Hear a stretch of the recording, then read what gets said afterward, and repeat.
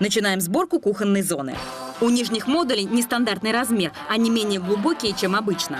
Таким образом, мы выиграли пространство для столовой зоны.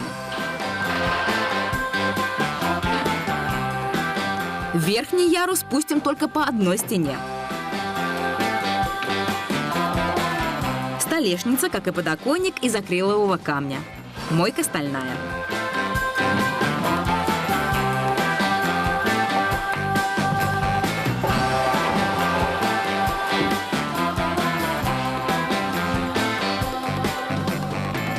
Фасады из МДФ покрыты эмалью в цвет стен с аналогичным рисунком.